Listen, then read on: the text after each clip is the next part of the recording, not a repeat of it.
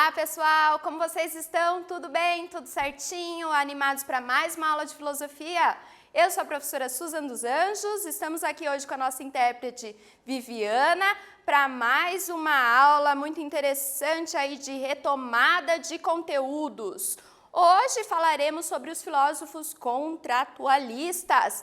Tema muito legal, estudamos isso aí no decorrer desse terceiro trimestre e antes da gente começar o conteúdo da aula de hoje, eu quero fazer aqueles lembretes importantes, aqueles lembretes especiais aí para vocês. Faça o seu material de estudo, anote aí informações importantes que você julga necessárias aí para o seu conhecimento, faça um material bacana para que você possa voltar esse material nos próximos anos.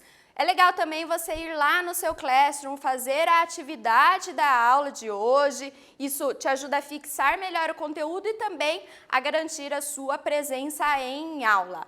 Então, começando aqui com uma revisão da última aula, na aula passada nós estudamos a política no sentido grego e também a política medieval, tá? Esse aqui foi o conteúdo trabalhado aí na última aula, foi também uma retomada de conteúdo. Relembramos algumas formulações da política aí no sentido clássico, principalmente com Platão e a ideia de sofocracia, o governo dos mais sábios, o governo dos filósofos, a figura do rei filósofo é muito importante para Platão. Relembramos também a filosofia medieval, a política no sentido medieval, a partir das ideias desse representante importante que é Agostinho, o bispo de Hipona. Agostinho e também o agostinismo político, essa ideia de divisão entre o poder temporal e o poder espiritual, o poder religioso. Na aula de hoje, então, faremos a retomada dos contratualistas. Quem são esses filósofos? Objetivos da aula de hoje, basicamente, relembrar o conceito de contratualismo na filosofia política, entender exatamente o que é o contratualismo e pensar alguns aspectos importantes da filosofia contratualista em Locke, Hobbes e Rousseau. Então vamos pensar três filósofos aí fundamentais para a gente compreender essa teoria chamada contratualismo. O que é exatamente o contratualismo, pessoal? Essa palavra aí vem da ideia de contrato, tá? Então vamos tentar compreender melhor isso aí. No início da modernidade, alguns filósofos passaram a se perguntar sobre a fundamentação do Estado e o que legitima o poder estatal. Essa é a questão filosófica que está como um pano de fundo de todas as teorias contratualistas, né? O que exatamente legitima o poder do Estado? Por que as pessoas se comprometem em seguir o poder ali e obedecer o poder estabelecido pelo Estado? O panorama que a gente tem aí do pensamento moderno, que é onde essa teoria contratualista se desenvolve, é um panorama de antropocentrismo. Se na Idade Média o que vigorava era o teocentrismo, agora o antropocentrismo, o homem como centro de todas as coisas, a racionalidade humana como centro de todas as coisas. Temos aí como um contexto histórico a Reforma Protestante, o Renascimento Cultural, também a Revolução Científica, então isso aí é o pano de fundo que está por trás do nascimento dessas questões aí que envolvem o que a gente compreende hoje como contratualismo. O contratualismo é uma teoria filosófica de acordo com a qual a sociedade civil foi formada a partir do estabelecimento de um contrato social. Então, essa ideia de contratualismo é justamente isso. Nós vivemos aí, de certa forma, um período pré-social, tá? Então, um período em que não havia Estado regulamentando todas as coisas, e aí a gente precisou desenvolver uma forma de organização da sociedade para lidar com algumas questões. E, portanto, assinamos esse contrato social, que é um contrato invisível, na verdade, onde a gente se compromete em seguir algumas normas para a boa convivência. Para a gente compreender, então, é importante primeiro a gente entender essa ideia de estado de natureza em contraposição à ideia de estado civil. O que é o estado de natureza? É o estado justamente pré-social dos seres humanos, onde cada indivíduo viveria como dono de si, sem leis a seguir, não há aí nenhuma regulamentação. Enquanto o Estado Civil baseia-se na ideia de que a sociedade é regida por regras e leis que devemos acatar e obedecer, onde existe um Estado formado pela questão da representatividade, ou seja, o Estado representando a voz de todos os cidadãos que se comprometem com este contrato social. No chamado contratualismo, esse aqui é o nosso primeiro quiz de hoje, defende-se a ideia de que o contrato social é estabelecido marcando a divisão entre alternativa A, estado de natureza e estado pré-social, alternativa B, estado de natureza e estado civil. A gente acabou de falar sobre isso, quero ver se você está atento aí, se você prestou bem atenção. Daqui a pouquinho a gente volta com a correção.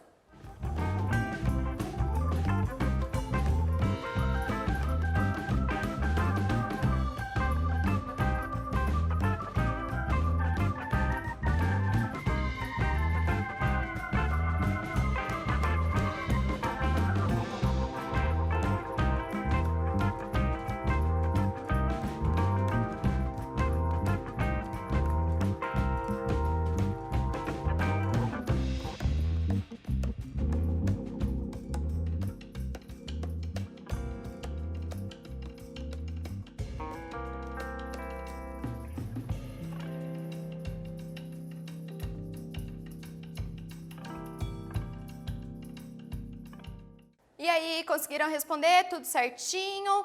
Tranquilo isso aí, né? Só para ver se vocês estão atentos mesmo. Aqui a alternativa correta é a alternativa B, estado de natureza e estado civil. Não é A por quê? Porque o estado de natureza é sinônimo, é a mesma coisa que o estado pré-social. O estado de natureza é esse onde não há regras. Cada um é dono de si, faz as suas próprias leis. Enquanto o estado civil é o estado onde já há o estabelecimento de regras de um estado representativo que impõe certos limites aos conflitos humanos, ok? Bom, a gente vai pensar então 3 filósofos contratualistas importantes, começando com John Locke.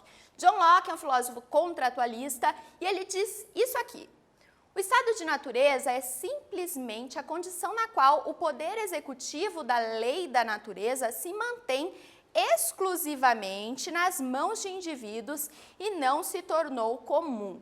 Ele faz, então, essa diferenciação entre o estado de natureza, o poder, a liberdade ali humana, tá? E o estado civil. Isso aqui é muito importante vocês anotarem o que está aqui dentro desse quadro, pessoal. Anotem, isso aí é basicamente um resumão das teorias de Locke. Para Locke, o estado de natureza é de relativa paz, no qual cada indivíduo é juiz de suas próprias ações. Assim, o contrato social, esse acordo invisível que os homens assinam, se comprometendo em seguir certas regras, é estabelecido de forma consensual para resolver de forma imparcialmente, possíveis conflitos, garantindo assim a proteção aos direitos naturais. Vamos lembrar lá da nossa aula sobre o liberalismo. Locke é o pai do liberalismo e ele fala justamente da necessidade do Estado garantir a proteção dos direitos naturais. O que ele está chamando de direito natural aí? Um direito primordial é o direito à vida, depois um direito à liberdade, um direito à propriedade. Esses são direitos naturais importantes de acordo com a filosofia de John Locke, tá? Então esse contrato é estabelecido mesmo que os homens estejam em relativa paz, como foi dito aqui, ele é estabelecido de forma consensual para que essa paz não seja quebrada, para que essa paz não seja destruída. Então, é necessário estabelecer esse contrato social para que o Estado possa defender os direitos naturais do homem. Essa é a teoria de John Locke, esse filósofo contratualista, pai do liberalismo, como nós já estudamos. Para pensar as teorias de Locke, temos aqui então o nosso segundo quiz. Em relação ao contratualismo em John Locke, é incorreto afirmar a alternativa errada aí. A. O contrato social é estabelecido visando a defesa dos chamados direitos naturais. B. O contrato social é estabelecido visando solucionar a situação de conflito constante entre os homens no estado de natureza. Qual dessas aí tem mais sentido? Aliás, aqui não tem sentido porque a gente quer a incorreta, com a filosofia de John Locke. Daqui a pouquinho a gente volta com a correção.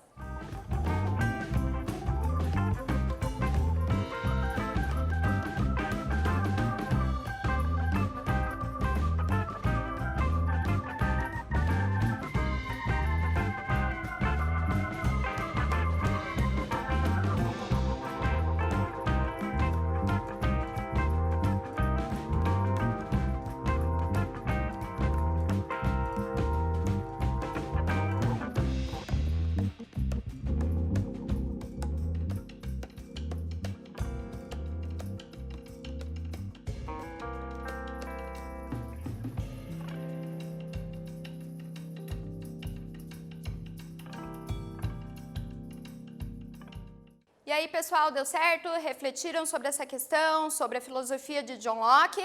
Bom, a alternativa incorreta aí é a alternativa B. Por quê? Porque ela fala que os homens estão em conflito constante. Para Locke, isso não é bem verdade, tá? Daqui a pouquinho a gente vai ver um filósofo que sim acredita nessa ideia de conflito constante no estado pré-social. Para Locke, a situação pré-social é de relativa paz. Mas para garantir, é importante que o Estado aí dê a sua contribuição, garantindo então a preservação dos direitos naturais, o direito à vida, o direito à liberdade, o direito à propriedade. Por isso que a B está incorreta, a A está tudo certinho. E aí, pessoal, agora vamos estudar mais um filósofo. Esse aqui é um cara muito interessante. Aí vocês estudaram Hobbes, tiveram uma aula inteira sobre isso, para pensar justamente essa teoria de Hobbes, de acordo com a qual o sujeito, o homem, o ser humano, no seu estado de natureza, é egoísta, é cruel, é vil. Então, Hobbes diz o seguinte, isso aqui é um trechinho do Leviatã de Hobbes. O direito de natureza é a liberdade que cada homem possui de usar o seu próprio poder da maneira que quiser para a preservação de sua própria natureza, ou seja, de sua vida. E, consequentemente, de fazer tudo aquilo que o seu próprio julgamento e razão lhe indiquem como meios adequados a esse fim. Então, essa aí é uma ideia importante de Hobbes sobre o estado de natureza. Ele já começa a apontar aqui que cada um quer a preservação da sua própria vida. Para Hobbes, anote aí informação importantíssima, resumão das teorias de Hobbes. Para Hobbes, o estado de natureza é um estado de guerra, de conflito de todos contra todos. Assim, para garantir a preservação da vida, os homens renunciam à sua liberdade original e entregam o governo de si ao soberano, o soberano representado aí pela figura do Estado, Leviatã. Leviatã é o nome do livro mais conhecido de Hobbes, mas é também o nome de um monstro muito poderoso, que tem como função proteger as pessoas, mas ele é cruel, tá? É de Hobbes essa ideia aqui que provavelmente vocês já ouviram. O homem é o lobo do homem. Por que o homem é o lobo do homem? Porque nós estamos nessa situação de conflito. Se a gente estivesse ainda no estado de natureza, no estado pré-social, o homem já teria desaparecido, o ser humano teria se eliminado. Né? Por quê? Porque cada um quer defender os seus próprios interesses. O ser humano é egoísta por natureza. Essa aí é a ideia de Hobbes. Então, para preservar a vida, é que os homens acabam assinando esse contrato social, assinando entre aspas, né? Assinando, se comprometendo com esse contrato social, renunciando a uma parcela da sua liberdade, entregando o governo de si para um soberano. Para a gente pensar o contratualismo em Hobbes, eu deixo aqui para vocês a sugestão de um livro e de um filme. Esse livro ele foi adaptado para o cinema, então aqueles que não gostam tanto de ler podem também assistir o filme, mas eu já digo que o livro é muito mais interessante, tá? Esse livro aqui chama O Senhor das Moscas. Ele retrata a história de um grupo de crianças que, após um acidente aéreo, ficam sozinhas numa ilha deserta e precisam buscar a sobrevivência. E o que isso tem a ver com a teoria de Hobbes? Vejam, essas crianças, elas começam a ser cruéis umas com as outras, a disputar o poder, a disputar território. Então é muito interessante a gente pensar o ser humano, assim, no seu estado mais natural, mas são crianças, né, ainda não foram totalmente socializadas, civilizadas, e elas conseguem sim exercer atos extremamente cruéis umas com as outras, né? Tá? Essa noção de estado de natureza, como vil, cruel, egoísta, de Hobbes aparece aqui de uma forma muito forte, então deixa uma dica interessante aí para vocês. E agora o nosso terceiro quiz do dia. No Antigo Testamento, Leviatã é um monstro gigantesco cuja missão é defender os peixes mais fracos dos peixes mais fortes. No contratualismo de Hobbes, o Leviatã representa, a gente tem ali a imagem deste monstro, Leviatã. Ele representa a alternativa A, o Estado soberano, capaz de colocar limites à situação de guerra de todos contra todos, ou B, o poder religioso, capaz de vencer a hostilidade através da fé. E aí, pessoal, o que tem mais a ver com as teorias de Hobbes? Pensem aí, daqui a pouquinho a gente volta com a correção.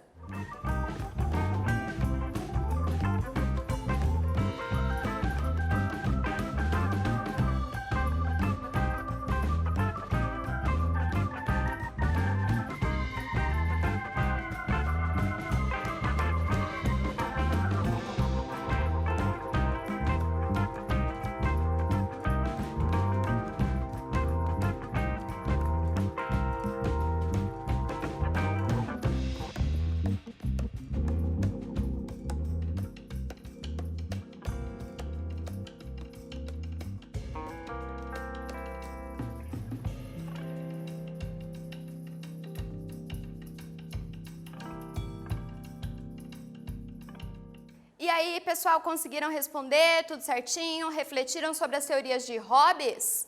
Bom, a alternativa correta aqui é a alternativa A. O Estado soberano é representado ali pela figura desse monstro poderoso, Leviatã, e esse Estado, ele é importante porque só ele é capaz de colocar limites a essa situação de conflitos, de guerra de todos contra todos.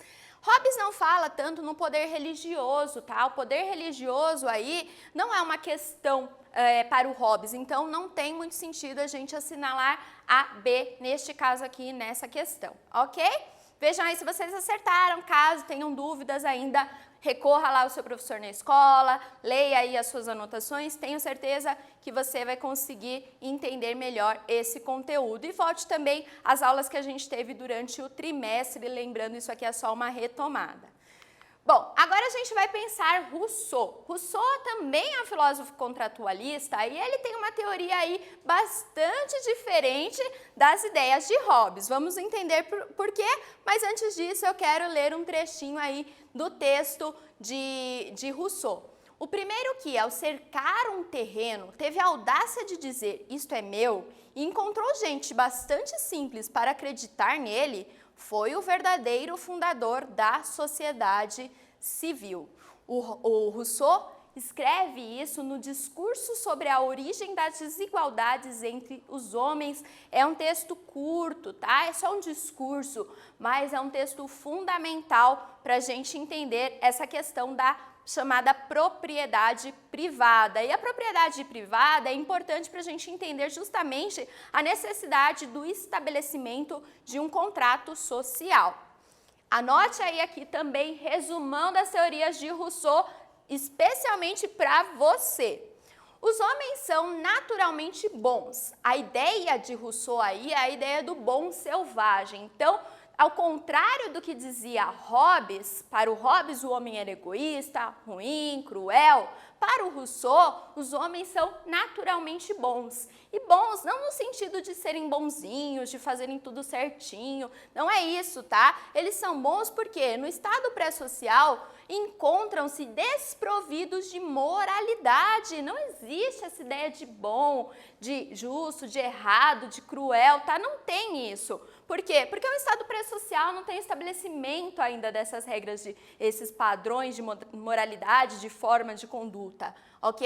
Porém, a partir do momento em que alguns se apropriaram do que é comum, criando assim a chamada propriedade privada, como a gente viu naquele trechinho ali do último slide, houve a necessidade de realização de um pacto social. Pacto social é a mesma ideia de contrato social, tá? Só que esse é o nome que o Rousseau dá.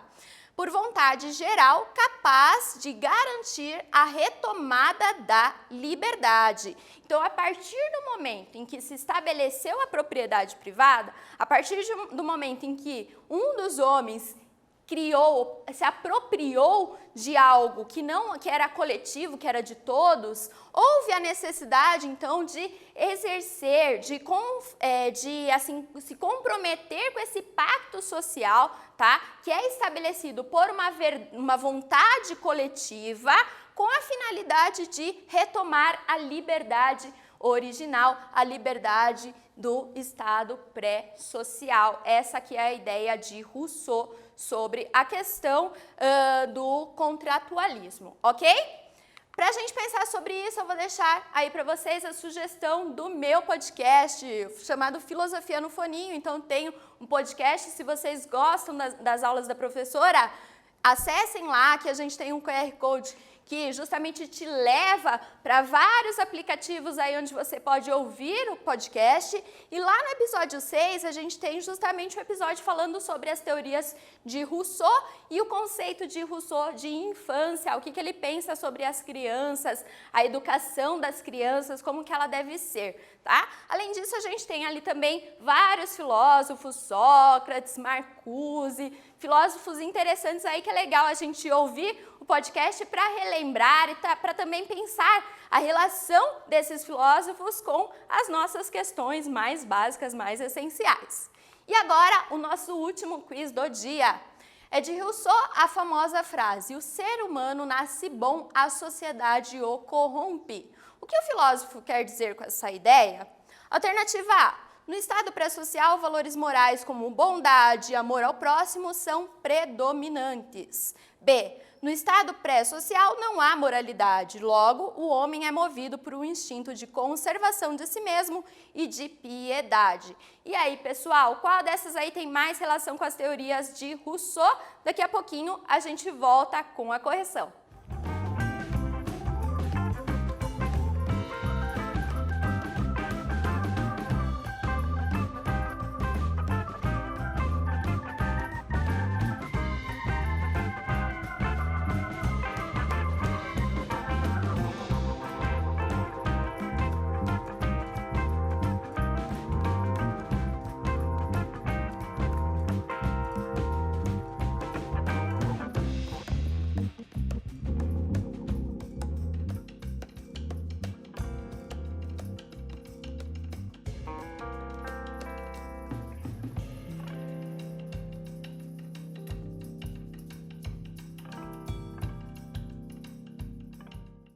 E aí, conseguiram pensar essa questão aqui, as teorias de Rousseau?